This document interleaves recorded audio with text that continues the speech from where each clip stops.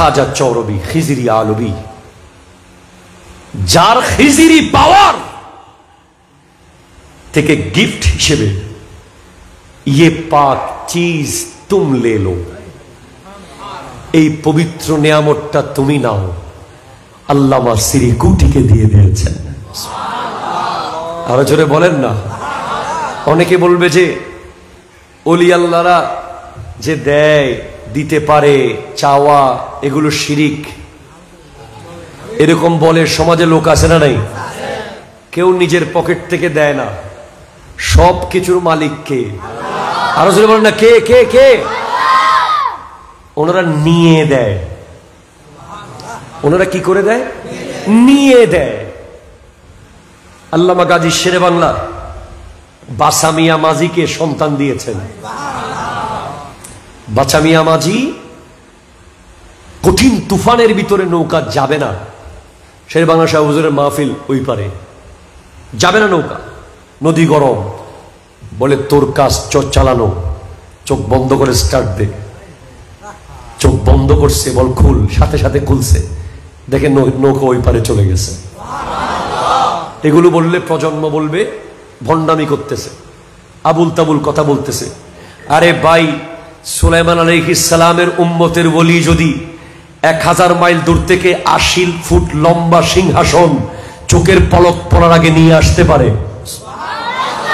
এটা তো আমাদের কারো বানানো, এটা তো কোরআন শরীফের কথা, ঠিক কিনা কথা বলেন? আনা আতিকা বিহি কাবলা আইয়ারতাদ্দা ইলাইকা তারফুক। শেরে বাংলা সাহেব হুজুর তো আখিরি নবীর উম্মতের ওলি। খাজা চৌরবি তো আখিরি নবীর উম্মতের ওলি। গৌসুল আজম আব্দুল কাদের জিলানী তো আখিরি নবীর উম্মতের ওলিদের সর্দার। সুলাইমান আলাইহিস সালামের উম্মতের ওলি যদি 1000 মাইল দূর থেকে সিংহাসনকে চোখের পলক পড়ার আগে নিয়ে আসতে পারে, তাহলে গাউসে পাকের পাওয়ার কি হবে? গরিব নওয়াজের পাওয়ার কি হবে? খাজা চৌরবির পাওয়ার কি হবে? খাজা সিরিকুটির পাওয়ার কি হবে? আহমদুল্লাহ কাদরি, গৌসুল আজম মেজবান্ডারির পাওয়ার কি হবে? গাজী শেরে বাংলার পাওয়ার কি হবে? এরা তো সব আখিরি নবীর উম্মতের ওলি। বলে এই নৌকা ভাড়া কি পোলা দিয়ে হয়? টাকা নে, কয় না টাকা হবে না, পোলা নিব। শেরবান সাহেব নদীর পারে আল্লাহর দরবারে হাত তুলেছেন। আল্লাহ তখনই বলছে, তোর একটা পুত্র সন্তান হবে, তার নাম দিবি নঈমুদ্দিন। ওই বাছা মিয়ার পুত্র সন্তান হয়েছে, যিনি ইতিহাসে নঈমুদ্দিন আল কাদরি নামে খ্যাত। আর জোরে বলেন না সুবহানাল্লাহ। পারে কি পারে না? খাজা চৌরবি, খাজা সিরিকুটি রহমতুল্লাহ আলাই, যিনি 12 বছর, কোন কোন রায়তে 20 বছর পাহাড় থেকে লাকড়ি টেনেছেন পীরের বাড়ির। গায়ের মধ্যে দাগ হয়ে গেছে, জট হয়ে গেছে, বলে ট্রিটমেন্ট করে দি। বলে ইয়ে বাজি কি নিশানি হ্যাঁ, এটা বাবাজানের নিশানি, এটা মুছা যাবে না। সেই পীরের আনুগত্যের বিনিময়, আপনারা তো পীরের দরবার থেকে 1 প্যাকেট বিরিয়ানি পাইলে খুশি হয়ে যান, আর কেউ একটা সেলফি তুলতে পারলে খুশি, আর কেউ 1 বোতল পানি ভরা নিতে পারলে খুশি, আর কেউ একটা তাবিজ নিতে পারলে খুশি। আর খাজা সিরিকুটি এমন এক উপহার নিয়েছেন, যে উপহারটার নাম হলো তৈয়ব শাহ কেবলা রহমতুল্লাহ আলাইহি। জোরে বলেন সুবহানাল্লাহ, সুবহানাল্লাহ। এই যে তৈয়ব শাহ কেবলা রহমতুল্লাহ আলাইহি, তো খাজা চৌরবির সবচেয়ে ইউনিক যে গুণটা আমার পছন্দ হয়েছে, যেটা আমি অনুসরণ করেছি, যখন থেকে আমি নিজেকে শুধরানোর চেষ্টা করেছি, যখন ওই কথা শুনেছি, সেটা হলো নিজেকে লুকিয়ে ফেলা। আমরা যখন জামিয়াতে প্রথম ক্লাসে গিয়েছি, প্রথম দিনের সবক ছিল আল্লামা শেখ সাদির সেই কবিতা, মিঠা দো আপনা হস্তি কো अगर कुछ मर्तबा चाहो कि दाना खाक में मिलकर गुले गुलजार होता है। তুমি যদি অনেক বড় হতে চাও, তাহলে নিজেকে মাটির সাথে মিশিয়ে ফেলো। জোরে বলেন না সুবহানাল্লাহ।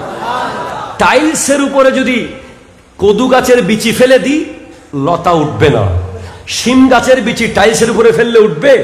সেটা যদি মাটির সাথে মিশায়া দিই তাহলে লতা উঠবে, পাতা উঠবে, গাছ উঠবে। আল্লামা শেখ সাদি রহমতুল্লাহ আলাইহি বলছেন কে দানা খাক মে মিলকর, দানা যখন মাটির সাথে মিশে যায় গুলে গুলজার হতা है, অনেক বড় গাছ হয়ে যায়। তাহলে তরিকতের প্রথম সবক, তৈয়ব শাহ কেবলা রহমতুল্লাহ আলাইহির প্রথম সবক, খাজা চৌরবির প্রথম সবক, খাজা সিরিকুটির প্রথম সবক, এই তরুণ প্রজন্মের জন্য অহংকারকে বিলীন করে দেওয়া। কি করে দেওয়া বলেন না ভাই? অহংকার বিলীন করে দেওয়া। আমরা কোন একজন লিডারের সাথে একটু সম্পর্ক থাকলে এলাকায় আর তার পাওয়ারে হাঁটা যায় না। একটু প্রশাসনিক ব্যক্তির সাথে সম্পর্ক থাকলে তার আশেপাশে আর হাঁটা যায় না। একটু বাবার টাকা পয়সা বেশি হয়ে গেলে তার সাথে আর ভালো মতো কথা বলা যায় না। মনে রাখবেন, 3 ধরনের ব্যক্তি অবশ্যই কাল হাসরের মাঠে জান্নাতের রাস্তা পাবে। অনার্থে হস্টন না হলো, বাজি হস্টন না হলো। কয় ধরনের ব্যক্তি? 3 ধরনের ব্যক্তি সোজা জান্নাতে চলে যাবে। সালাসুন মুনজিয়াত, 3 ধরনের ব্যক্তি নাজাত পাবে। তাদের মধ্যে একদল হলো এক ধরনের ব্যক্তি, যে ব্যক্তি গরিব অবস্থায় যেমন ছিল পয়সাওয়ালা হওয়ার পরেও তেমন রয়ে গেছে। তার কথার মধ্যে, চলার মধ্যে, আচরণের মধ্যে, ব্যবহারের মধ্যে যার কোনো পরিবর্তন হয় নাই। টাকার মালিক হয়েছে, গাড়ির মালিক হয়েছে, বাড়ির মালিক হয়েছে, কিন্তু এলাকার মানুষের সাথে আগে যেমন কথা বলতো এখন আরো বেশি কথা বলে, বাড়িয়ে বলে, আরো মোহাব্বত বেড়ে গেছে। কোনো পরিবর্তন হয় নাই। গাড়ি থেকে আগে যেমন নেমে যেত এখন আরো বেশি নেমে যায়। সাইকেল থেকে নেমে যায়, বাইক থেকে নেমে যায়, মুরব্বি দেখলে সালাম দেয়, চার দোকানে দাঁড়িয়ে যায়, মসজিদে মুরব্বিদেরকে আদব দেখায়। তাদের জন্য জান্নাত সোজা। 3 ধরনের ব্যক্তি। এক, আল আদলু ফিল গাদাবে ওয়ার রাজা, যে রাগের মাথায় এবং ঠান্ডা মাথায় ন্যায় বিচার করে। রেগে গিয়ে চোয়ার মেরে দিয়েছেন থাপ্পড়, পরে বলতেছেন আরে বলেছে তুই তো দুষ করস নেই। যে ব্যক্তি রাগের মাথায় এবং ঠান্ডা মাথায় ন্যায় বিচার করে সে জান্নাতি। 2, ওয়াল কসদু ফিল ফকরে ওয়াল গনা, যে ব্যক্তি গরিব অবস্থায় আর পয়সাওয়ালা অবস্থায় একই রকম আচরণ করে সে জান্নাতি। 3, ওয়াল খাশিয়াতু ফিস সিররি ওয়াল আলানিয়া, যে ব্যক্তি গোপনে এবং ওপেনে আল্লাহকে একই রকম ভয় পায়। মসজিদে আপনি আল্লাহর ভয়ে কাঁদতে কাঁদতে টাইলস ভিজাই ফেললেন, অফিসে গিয়ে লাখে 10,000 নিয়ে নিলেন। কথা কোনটা ঠিক কিনা জোরে বলেন। মসজিদে আপনি সবে কদরা সবে বরাতে আপনার কান্নায় টাইলসের অবস্থা খারাপ, আবার পরের দিন আপনি অফিসে গিয়ে টেবিলের তলে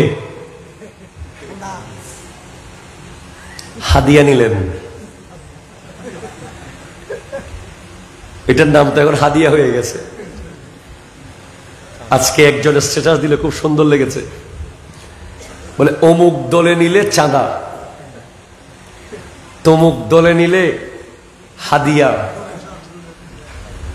অমুক দলে নিলে ডোনেশন, তুমি নিলে কাবিন আর আমি নিলে যৌতুক। কি কি বিশেষজ্ঞরা ফেসবুকের ভিতরে আছে। সেজন্য বলছি, আল্লাহকে ক্ষমতায় থাকা অবস্থায় যেমন ভয় পেয়েছেন না, ক্ষমতা থেকে যাওয়ার পরে যেমন ভয় পেয়েছেন, ক্ষমতায় আসার পরেও যদি সেম ভয় পান তাহলে আপনি জান্নাতি। ঠিক কিনা কথা জোরে বলুন। মসজিদে যেমন ভয় পেয়েছেন অফিসেও তেমন ভয় পেতে হবে। ঠিক কিনা বলেন না? কবরস্থানে যেমন ভয় পেয়েছেন ঘরের বেডরুমেও তেমন ভয় পেতে হবে। তাহলে আপনি কি জান্নাতি। জোরে বলেন সুবহানাল্লাহ সুবহানাল্লাহ। আমি জানি না আপনাদের কোথায় নিতে পারবো। তাহলে কোরবান হলো নিজের অহংকারকে লুকিয়ে ফেলার নাম কোরবানি। আরো জোরে বলেন সুবহানাল্লাহ। নিজের যোগ্যতা, নিজের কোয়ালিটির অহংকার না করার নাম কোরবানি। জোরে বলেন সুবহানাল্লাহ। খাজা আব্দুর রহমান চরবি খিজরি আলবী রহমতুল্লাহ আলাই রাস্তা দিয়ে যাচ্ছেন, এক লোক ওনাকে দেখে বলছে কিতনা বড়া ওলি যা রাহা হ্যায়। তখন উনি বলছেন, এ ইদরা, মুঝ পর তুনে क्या देखा, मैं अभी छोड़ दूंगा। তুই যে আমাকে এত বড় ওলি বললি, আমার ভিতরে কি দেখেছিস বল, আমি এটা ফেলে দেব। তুই আমাকে কেন ওলি বললি? বলে হুজুর কুছ নেহি দেখা। বলে আমার পাগড়ি দেখে ওলি বলেছিস, আমার ড্রেস দেখে ওলি বলেছিস, আমার খাদেম দেখে ওলি বলেছিস, কি দেখেছিস বল, এটা আমি ফেলে দেব। बोले कुछ नहीं देखा, आपको देखकर अचानक जुबान से निकल गया कितना बड़ा ओली जा रहा। আমরা হলে বলতাম যে বাবা আর লাগেন না ওলির নানি,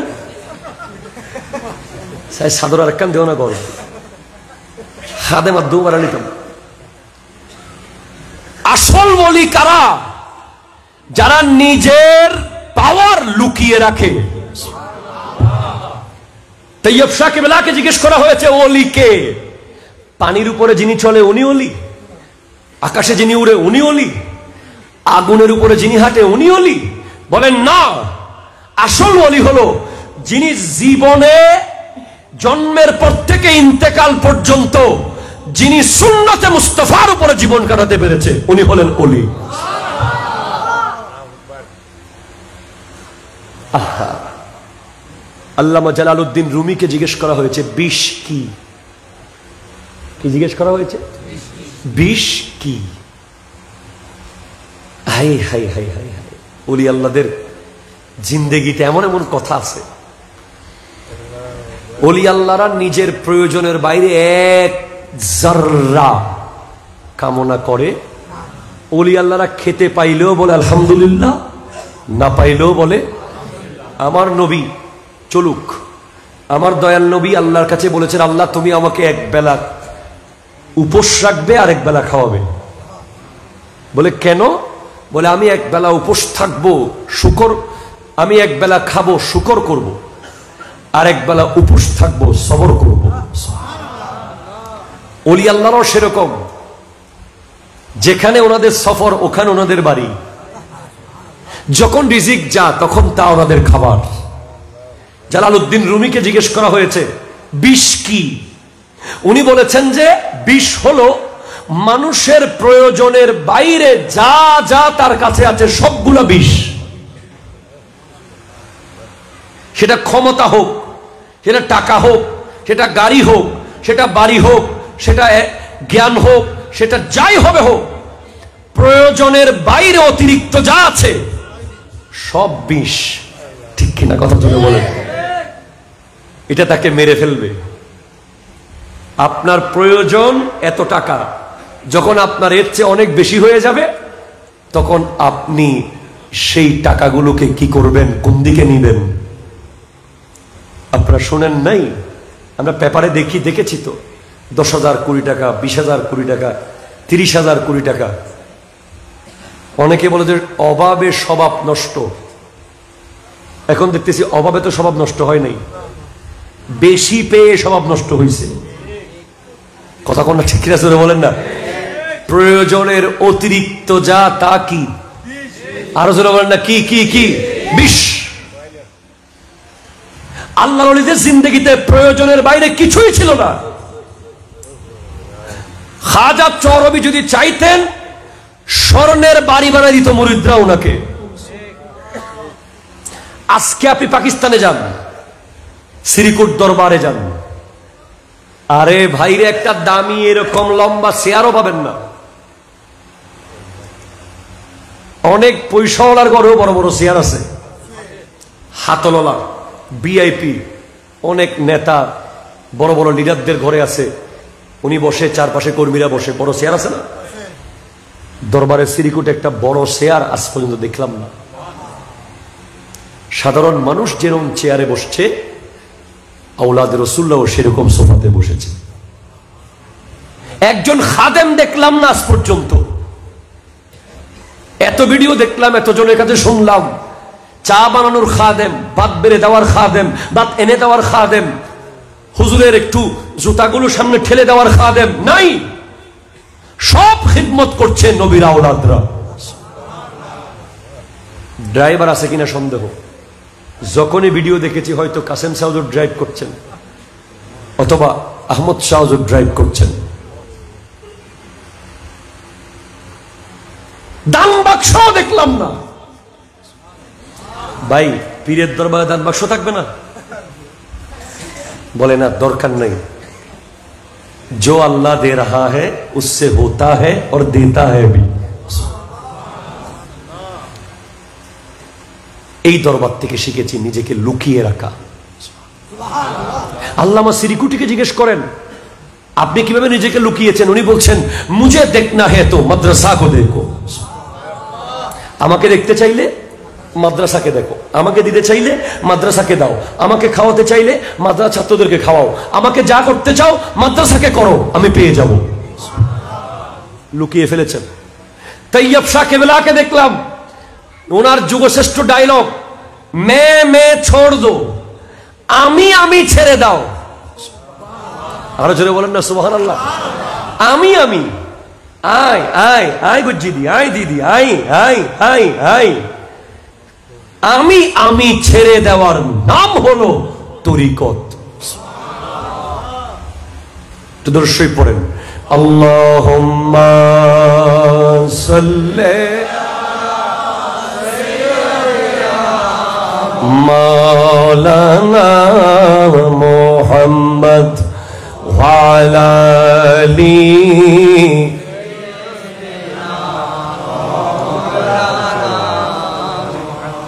সুবহানাল্লাহ ওয়ালহামদুলিল্লাহ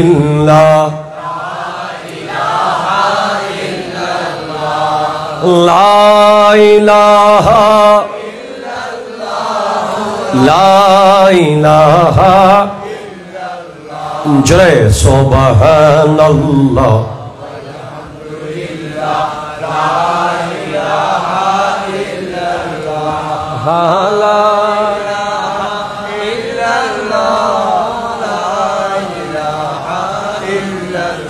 একটু জোরে বলেন না সুবহানাল্লাহ।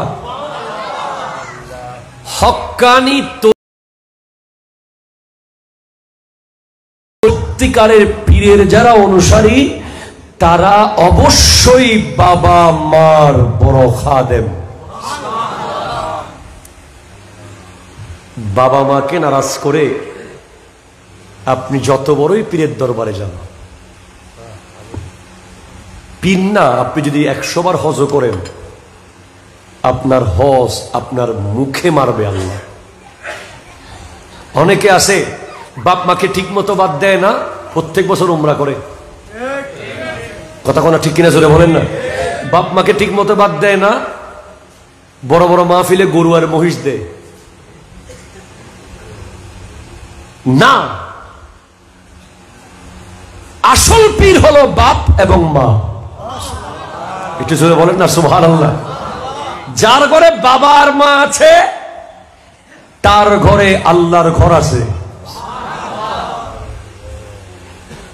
কোরআন বলছে, ওয়াকাদা রাব্বুকা আল্লা তা'বুদু ইল্লা ইয়্যাহু ওয়া বিল ওয়ালিদাইনি ইহসানান ইম্মা ইয়াবলুগান্না ইনদাকাল কিবার আহাদুহুমা আও কিলাহুমা ফালা তাকুল লাহুমা উফ। আমি গত পরশুদিনও পড়াইছি ক্লাসে, ফালা তাকুল লাহুমা উফ, প্লিজ। এই একটা লাইন দিয়ে আপনাদের বাবা মার কথা বলে দিচ্ছি। বাবা মাকে তোমরা উফ বলিও না। কি বলিও না? আরো জোরে বলেন, কি? উফ। উফ দুই ধরনের হয়। একটা উফ হলো ব্যথা পেলে। কি পেলে? যখন গুথা খেয়েছেন, কোন জায়গায় কাটা ফুটেছেন, দেয়ালে বাড়ি খেয়েছেন, নিজের অজান্তে মুখ দিয়ে বের হয়ে গেছে উফ। আরেকটা উফ হলো বিরক্তির উফ। উফ জন্ত সরন্ত।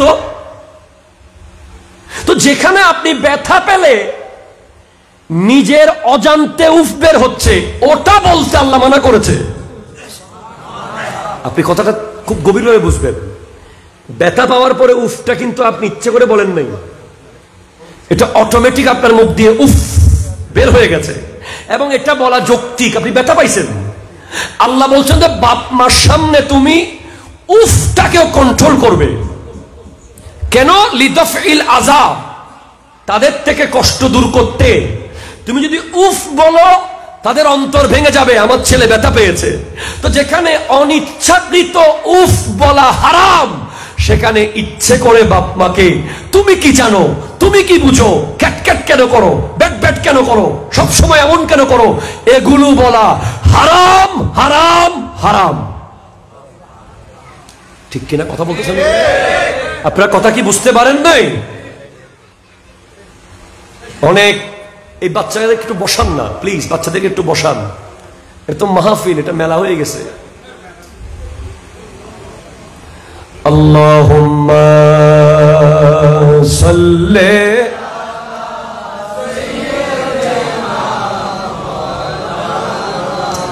ওয়া আলা আলি সাইয়্যিদ। একটু জোরে বলেন না সুবহানাল্লাহ। বাবা মার সামনে উফ বলা হারাম, এবং এই ফালা তাকুল লাহুমা উফ, এখান থেকে দালালাতুন নস, ফুকাহায়ে কেরাম মাসলা বের করছেন, বাবা মার থেকে খেদমত নেওয়া হারাম। অনেক যুবকরা আছে শরীরে শক্তি থাকার পরেও মায়ের জন্য বাথরুমে কাপড় রেখে আসে ধুয়ে দেওয়ার জন্য। ঠিক কিনা কথা জোরে বলেন না। অনেক যুবকরা আছে শরীরে শক্তি থাকার পরেও বাবাকে দিয়ে বাজার করায়। সে মোবাইল টিপতেছে বসে বসে, বাপে যাইয়া বাজার করতেছে।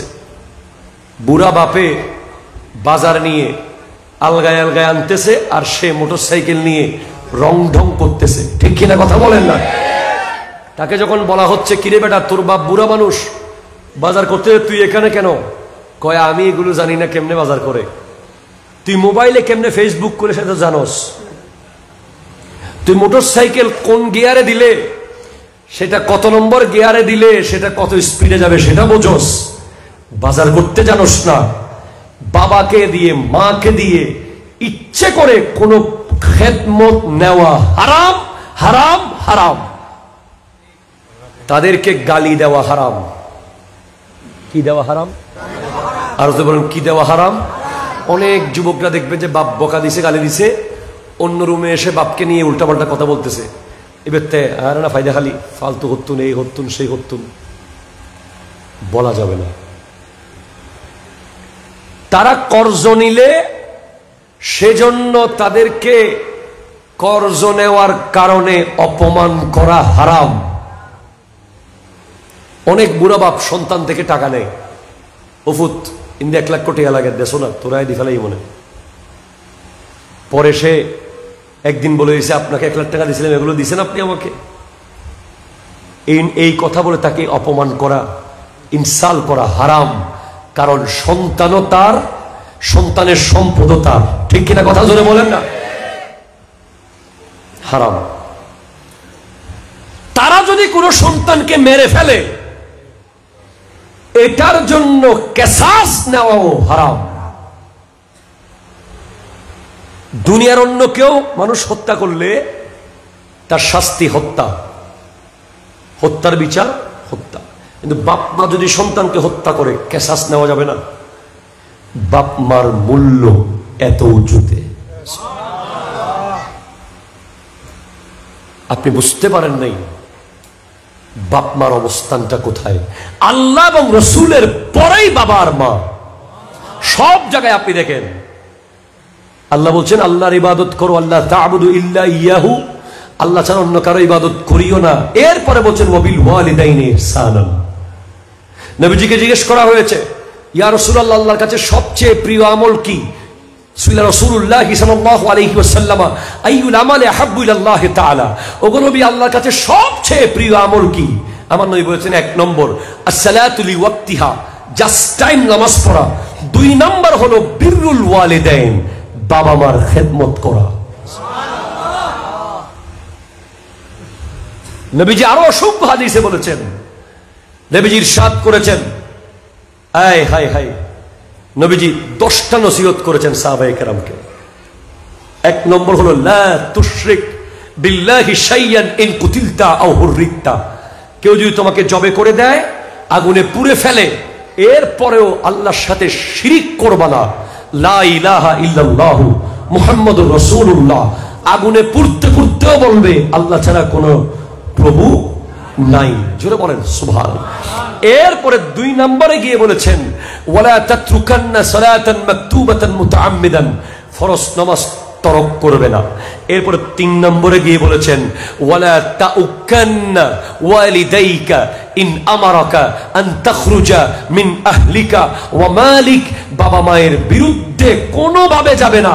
যদি তারা সম্পদ থেকে বঞ্চিত করে, ঘর থেকে বের করে দেয়, সংসার থেকে আলাদা করে দেয়, এরপরেও বাবা মার অনুগত থাকতে হবে, থাকতে হবে, থাকতে হবে। আমি আপনাদেরকে একটা উদাহরণ দেব, বুঝে যাবেন বাবা মার মূল্য কি।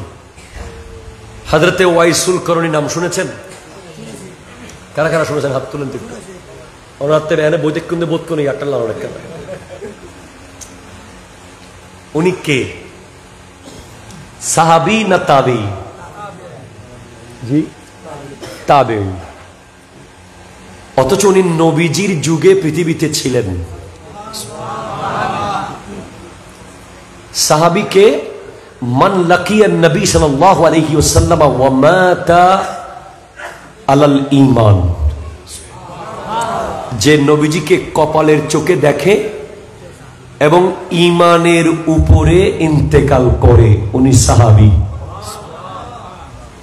তাহলে হযরতে ওয়াইসুল করণী নবীজির যুগে ছিলেন, আবু জেহেলও নবীজির যুগে ছিল। দুজনের দুইটা কোয়ালিটি পাই নাই। আবু জেহেল নবীজিকে দেখেছে, ঈমান ছিল না, ঠিক কিনা কথা বলেন না, সেজন্য সাহাবী হতে। আর ওয়াইসুল করণী নবীজিকে দেখেন নাই, ঈমান ছিল। দুটোটা যোগ্যতা একসাথে হলেই সাহাবী। তো ওয়াইসুল করণী রাদিয়াল্লাহু তাআলা আনহুকে জিজ্ঞেস করেন, আপনি কেন সাহাবী হতে পারলেন না? করম শহর থেকে মদিনা গেলেই তো নবীজিকে দেখতেন, আরো অনেক দূর দূর দূরান্ত থেকে মানুষ এসেছে নবীজিকে দেখার জন্য, আপনি গেলেন না কেন? তুমি যতবার যেতে চেয়েছেন ততবার নবীজির পক্ষ থেকে ইশারা এসেছে স্বপ্নে, যে কোনো ভাবে ওয়াইসুল করণী, তোমার মা একা, তুমি তোমার মায়ের সেবা করো, আমি নবী তোমার ঘরে এসে যাব। আপনি যে 500 টাকা মাকে দেওয়ার আগে বিবির থেকে অনুমতি নেন, এডে নাই দেরি, দুনিয়াত আছে তৈলে মানুষ। আপনি যে 500 টাকা দেওয়ার আগে 50 বার পাবেন। ফানো আয় আনির, ওষুধও আয় বানাই আনির, বাজারও আয় গরির, আবার টিয়া কি এলে হদ্দে ফোয়ানো আছে। ইতের মতো বদনসিব, বেকুব, বদবখ দুনিয়ার জমিনে আর নাই। আমরা পরীক্ষিত। বাবার হাতে 500 টাকা দেওয়া মানে, মায়ের হাতে 500 টাকা দেওয়া মানে খাতুনগঞ্জে 500 কোটি টাকা ইনভেস্ট করার সমান। এটা অনেকে এখানে বুঝবে, অনেকে কবরে বুঝবে। আমরা আলহামদুলিল্লাহ এখানেও বুঝতেছি, আল্লাহ কবুল করলে কবরেও বুঝবো। আই হাই হাই, তা আপনি 500 টাকা স্যাক্রিফাইস করতে পারেন নাই বাপ মার জন্য, আর ওয়াইসুল করণী মায়ের জন্য সাহাবিয়তকে স্যাক্রিফাইস করে দিয়েছে। আপনি মায়ের জন্য 1000 টাকা স্যাক্রিফাইস করতে পারেন নাই, ওষুধের জন্য 3 ভাইয়ে ভাগ করছেন জানুয়ারি, ফেব্রুয়ারি, মার্চ। নগরে এলে গজ্জিতে আসে না, হন না আয় নিজে চিনি দিয়ে এলে আসে রে। মাস শেষ হয়ে যাওয়ার পরে 1 টাকার ওষুধ আর কিনে নাই সন্তান, যে আগামী মাস তো বদ্দার বাগত। হাই হাই হাই, আল্লাহ আল্লাহ। আমি তো, আমার ছোট ভাই মেডিকেলে পড়ে, আমি তাকে এখন থেকে বলে দিয়েছি কিয়ামত পর্যন্ত যতদিন বাঁচবে বাপ মা থাকবে আমার কাছে, তুইও থাকবি আমার কাছে, তোর সব থাকবে আমার কাছে। আপনি যে নিজের ছোট ভাইকে, বেকার ভাইকে খাওয়ান, এগুলো বৃথা যাচ্ছে না। আপনার ওয়াইফ হয়তো আপনাকে গুতাচ্ছে, ব্যাকিন তুই কাহালি, ব্যাকিন তুই কা, কথা বলেন না, ঠিক কিনা বলেন না? রাত্রে আপনার ওয়াইফ আপনাকে গুতাবে, তোমার একজনের ইনকামের উপরে ভাই বোন ফুফু খালা বাপ মা সব আর কত আলাদা হও, আলাদা হও। তুমি বলবা তুই আমাকে ঘর থেকে আলাদা করতেছস না, জান্নাত থেকে আলাদা করতেছস, ঠিক কিনা কথা জোরে বলেন। যারা নিঃস্বার্থভাবে আল্লাহর বান্দাকে খাওয়াবে, আপন ভাই তো অনেক বড় কিছু, কোন আল্লাহর বান্দাকে যারা নিঃস্বার্থভাবে খাওয়াবে তাদের জন্য কিয়ামতের মাঠে নূরের মিম্বর বানিয়ে রাখবে আমার আল্লাহ। এগুলো একমাত্র ইলমে দিন না থাকার কারণে আজকে কত ভাই ঘর থেকে লজ্জায় বের হয়ে গেছে, কত বোন লজ্জায় ভাইয়ের বাড়িতে আসে না, কত মা লজ্জায় সন্তানকে বলে না 10 টাকা দেওয়ার জন্য। আল মুতাহাব্বুনা লি জালালি লাহুম মানাবিরু মিন নূরিন ইউগবিতুহুমুন নাবিয়্যুনা ওয়াশ শুহাদা। আপনার টাকা থেকে যদি আল্লাহর কোন বান্দা খায়, ওই টাকাটার আপনার জন্য কিয়ামতের মাঠে নূরের মিম্বর বানানোর কাজে লেগে গেছে। আর সেইটা যদি মা হয়, সেটা যদি আপনার আপন ভাই হয়, কত পরিবার যে ইলমে দিন না থাকার কারণে আজকে তছনছ হয়ে গেছে। যারা আজকে পরিবার থেকে আলাদা হয়ে গেছেন, খাওয়ানোর বয়ে, টাকা খরচের বয়ে, দেখবেন যে বাপ মা বেঁচে থাকতে, প্লিজ ইম্পর্টেন্ট, এক বড় অফিসারের একটা লেখা পড়েছি আমি, উনি প্রত্যেক মাসে মায়ের জন্য 15,000 টাকা না 20,000 টাকা দিতেন ওষুধ খরচ। ওনার বিবি প্রত্যেক মাসে ওনাকে বলতেন যে তোমার বাবা মার পিছে এত টাকা চলে যায়, এত টাকা চলে যায়, এত টাকা চলে যায়। পরে যখন বাপ মারা গেল, উনি দেখতেছেন যে ওই 20,000 টাকা যেটা বাবার ওষুধের জন্য যেত, সেটার কোনো হিসাব, এটা এখন বেঁচে যাওয়ার কথা না, এটা তো বাঁচতেছে না, বরং আরো কষ্ট করতে হচ্ছে। এগুলো কত বড় নিয়ামত, খোদা কি কসম, আল্লাহু আকবার। আপনি যদি বলেন জয়নুল আবেদিন কাদরি আপনার জীবনের সবচেয়ে বড় নিয়ামত কে, আল্লাহ রসুলের পরে আমার কাছে আল্লাহর পক্ষ থেকে পাওয়া সবচেয়ে বড় দামি সম্পদ আমার বাপ আর আমার মা। যদি আল্লাহ আমাকে তৌফিক দিত, আমি তাদেরকে স্বর্ণের পালং বানিয়ে রাখতাম। আমার জীবনে কোনো মাহফিল নাই আমি তারা দুজনের পা ছুঁয়ে বের হই নাই, রেকর্ড নাই। চট্টগ্রাম থেকে মাহফিল এসেছি, বাসা থেকে। আমরা কিসের উপরে আসি? এই যে কয়দিন আগে সারা বাংলাদেশে শিক্ষক নিবন্ধন পরীক্ষায় প্রভাষক 18তম নিবন্ধনে গোটা বাংলাদেশে আমি প্রথম থেকে 18 পর্যন্ত পুরো কম্বাইন্ড মেধা তালিকায় আমি 6ষ্ঠতম হয়েছি। আমি যখন পরীক্ষার খাতায় কলম ধরি, অলৌকিকভাবে কলম চলে। আমি বিশ্বাস করি আমার আব্বা আমার আম্মার দোয়া। আমার মা বলে তুই কোনোদিন ঠেকতিনি, ইনশাল্লাহ ঠেকবো না। খুব সাবধানে চলি, খুব সাবধানে, কত সাবধানে যে চলি, ওনাদের চোখের পলকে পলকে চলি, পলকে পলকে। 10,000 বিবি যদি এক পাল্লাই দেন, মায়ের পায়ের তলার বালির ধুলাবালির সমান হতে পারবে না।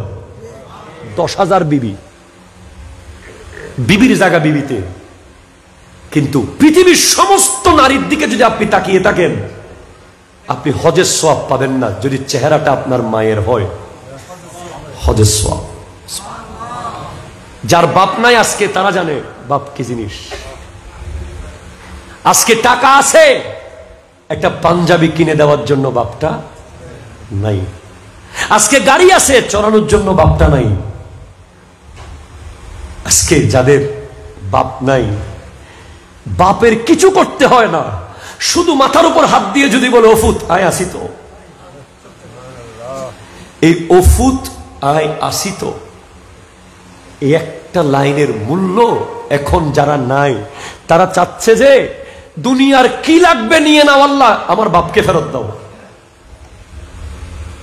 বাপ এমন সম্পদ, বাবা মায়ের মতো করে ভালোবাসে কিন্তু সেটা দেখাইতে পারে না, দূর থেকে বাবা ভালোবেসে যায়, সেটা প্রকাশ করতে পারে না। বাবা এমন এক চিজ, বাবারা কোনোদিন নতুন জুতা কিনতে পারে না, বাবারা নতুন ড্রেস সহজে কিনতে পারে না। আপনি বাবা হলে আপনি বুঝবেন। বাবারা কারা জানেন? যারা বিরিয়ানির প্যাকেট তবুরুক যখন দেয়, একটু করে লজ্জা টজ্জা সেরে সব লজ্জার পর্দা ফেলে দিয়ে পকেটে ঢুকাই ফেলে বাসায় নিয়ে সন্তানের হাতে দেবে। বাবারা কারা? যারা বৃষ্টির দিনে নিজে ভিজে সন্তানের মাথার উপর ছাতা দেয়, তারা বাবা। বাবারা কারা?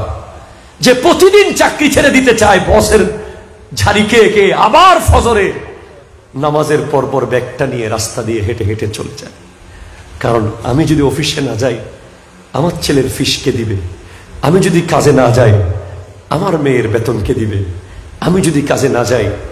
আজ সেই বাবারা কারা?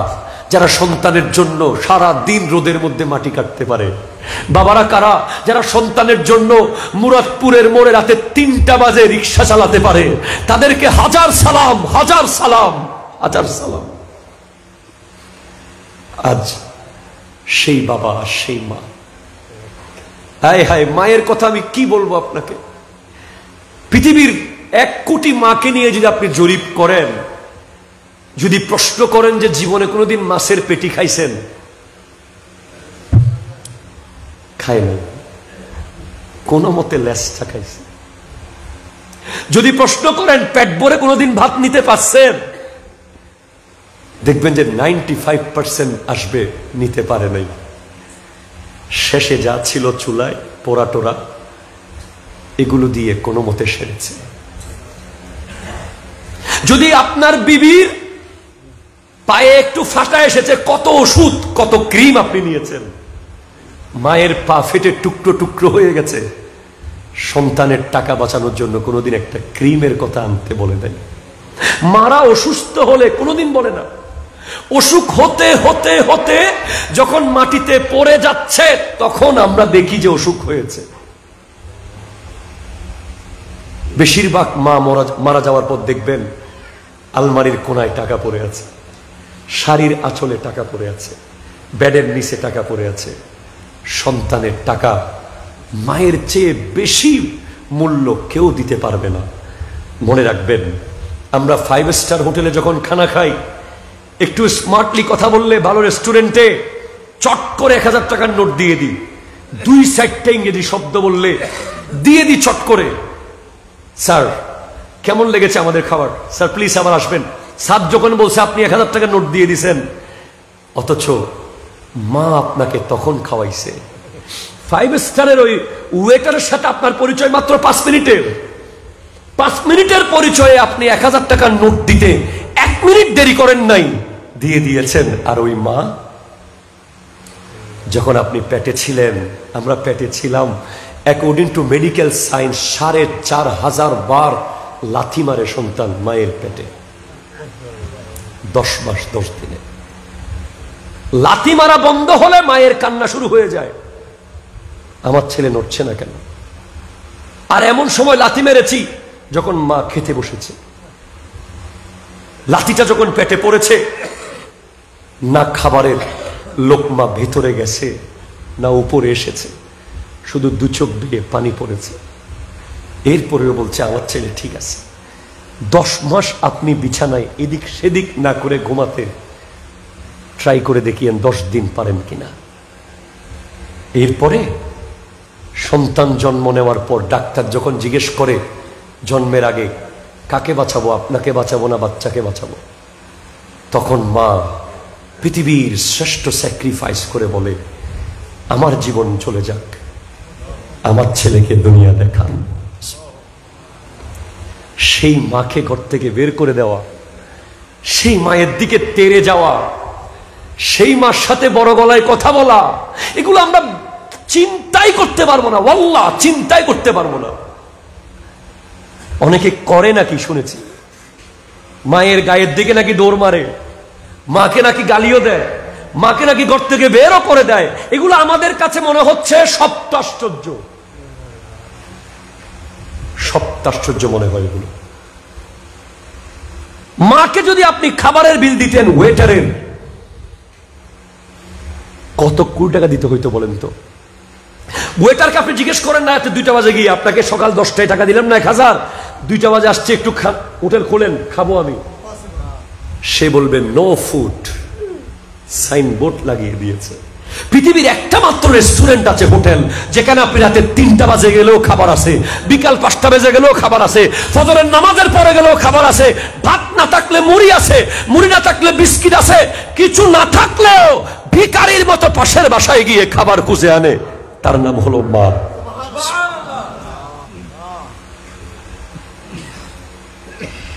সেজন্য হযরতে মুসা আলাইহিস সালামকে জিজ্ঞেস করা হয়েছিল, আপনার উম্মতের মধ্যে সবচেয়ে আগে জান্নাতে কে যাবে আপনার সাথে? বলে আমার সাথে জান্নাতে যাবে একটা কসাই।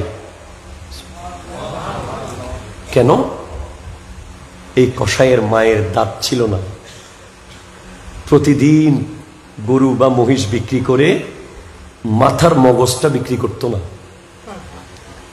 সেটা এনে নিজে রান্না করে মাকে খাওয়াইতো। বলে এই কারণে এই কসাই মুসা আলাইহিস সালামের সাথে জান্নাতে থাকবে, কারণ মা দোয়া করেছে যে আল্লাহ তুমি আমার ছেলেকে এই যুগের নবীর সাথে জান্নাতে রাখিও। মা এমন, বাপ এমন যে ওনাদের মুখের জবান, উনি আপনার বাবা নামাজি হোক বা না হোক, আপনার বাবা ভালো হোক বা না হোক, আপনার বাবা সৎ হোক বা না হোক, কিন্তু আপনার জন্য উনি ওলি। উনি নিজের জন্য যা, দুনিয়ার জন্য যা হতে পারে, কিন্তু আপনার জন্য ওলি। এটা মনে রাখবেন, জবানটা বুলেটের মতো, বুলেট মিস হবে না, বন্দুকের গুলি মিস হবে, তাদের দোয়া বদদোয়া মিস হবে না। এজন্য শপথ করেন আজকে ওয়াদা করেন, যাদের কাছে বাবা আর মা আছে জীবন দিয়ে তাদেরকে খুশি রাখবেন, সবকিছুর বিনিময়ে খুশি রাখবেন। অনেকে দেখবেন যে মায়ের দোয়ায় দুনিয়াতে তেমন কিছু হচ্ছে না, বলে যে আমার মা এত দোয়া করে কিছু তো হয় না। মনে রাখবেন তাদের এই দোয়া কবরের জন্য রিজার্ভ করে রাখা হয়েছে। এখানে যেমন তেমন, কবরে যদি কাজে আসে সেটা আরো বেশি ভালো। আমার মা আমাকে জিজ্ঞেস করে, ওফু তুত্তে আর কি লাইব, আমার দুনিয়া তার কিচ্ছু চাইবেন নাই, ওয়াল্লাহ কি চাইম হন, ইজ্জত সম্মান ধন দৌলত গাড়ি টাকা পয়সা আর কিছু কি চাইব, আমার তুমি একখান দোয়া চাই দেয় যেন খবর শান্তি থাকতে। এই দোয়ার অনেক গরম, চলে গেলে আর পাবেন না। দেখি বাপ আর মা দুইজন কার কার আছে, হাত তোলেন।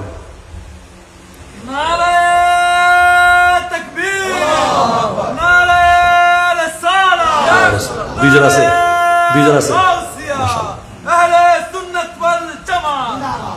এবার বাপ মা শুধু একজন কার আছে?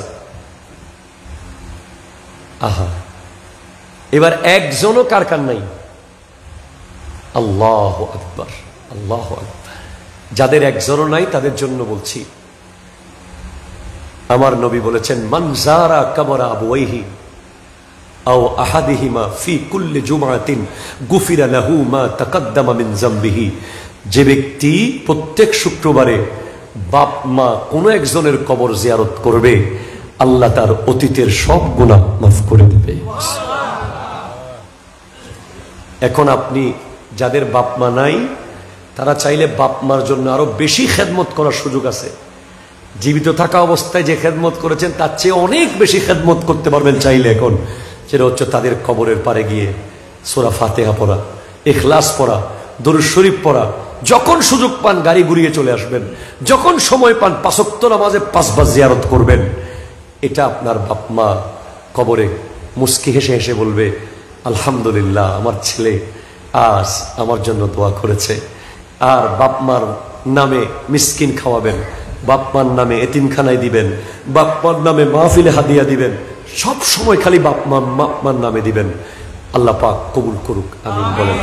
যাদের কাছে বাপ আর মা আছে সে ইলন মাস্কের চেয়েও পয়সাওয়ালা, তার ঘরের চালে পানি পড়ুক কোনো অসুবিধা নাই। বাপ মা আছে মানে তার ঘরে জান্নাত আছে, জান্নাত আছে, জান্নাত আছে। যারা যুবকরা আছেন বাইরের থেকে যখন আসেন, বাইরে খেয়ে আসলেও বাবা মার সাথে আবার বসবেন। সুবহানাল্লাহ বলেন না? না খাইলেও বসে একটু খাবার দাবার নিয়ে দিবেন। বাপ মার কাছে আসার আগে নিজেকে মেন্টালি প্রস্তুত করবেন। আপনি অফিস থেকে এসেছেন, আপনার মাইন্ড ঠিক নাও থাকতে পারে। আপনি ব্যবসায় লস খেয়ে এসেছেন, মন খারাপ থাকতে পারে। আপনি হজে যাওয়ার জন্য 1 মাস প্রস্তুতি নিয়েছেন না, এহরামের কাপড় কিনেছেন, টিকিট করেছেন, ভিসা করেছেন, এই করেছেন, সব করেছেন। বাপ মার চেহারা দেখার সাথে সাথে হজের সওয়াব। যদি হাসতে পারেন তাহলে আপনাকে কি করতে হবে? আপনাকে বাইরের থেকে ঘরে আসার আগে দূরে দাঁড়িয়ে মেন্টাল প্রস্তুতি নিতে হবে। আমি এখন যার সামনে যাব উনি আমার বাপ মা, ওনার সামনে দাঁড়িয়ে যদি আমি মুস্কি হেসে হাসতে পারি আল্লাহ আমাকে হজের সওয়াব দিবে।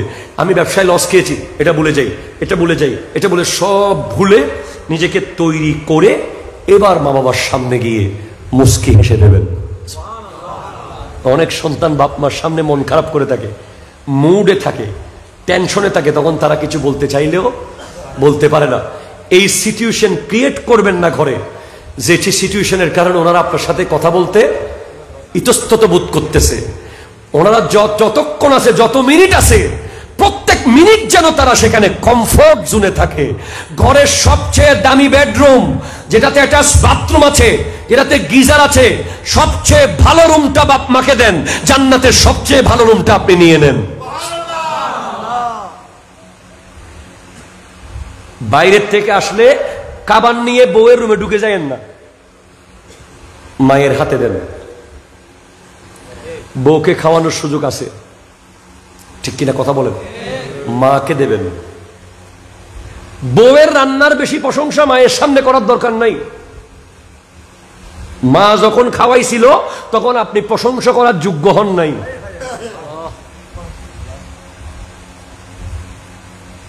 বউ আপনাকে তখন ভালোবাসতেছে যখন আপনার পায়ে বুট, পকেটে নোট, গায়ে শুট।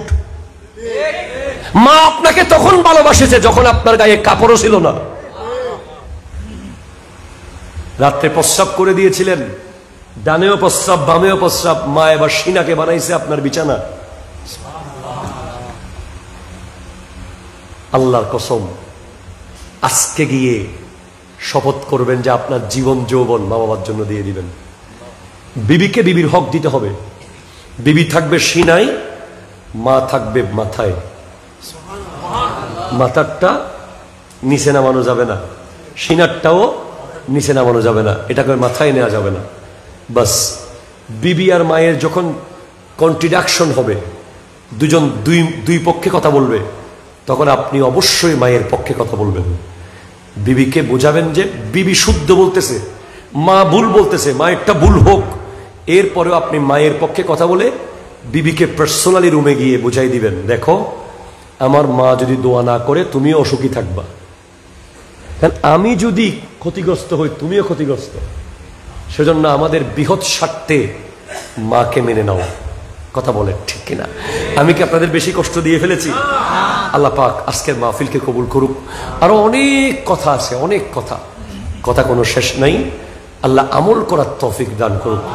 মসজিদে আসার আগে মা বাবার সন্তুষ্টি নিয়ে আসবেন, হালাল রুজি নিয়ে আসবেন, গীবত মুক্ত জবান নিয়ে আসবেন। সিজদায় গেলেই মেরাজ হয়ে যাবে, মেরাজ হয়ে যাবে। ওয়া আখিরু দাওয়ানা আনিল হামদুলিল্লাহি রাব্বিল আলামিন। ওয়াসসালামু আলাইকুম ওয়া রাহমাতুল্লাহি ওয়া বারাকাতুহু।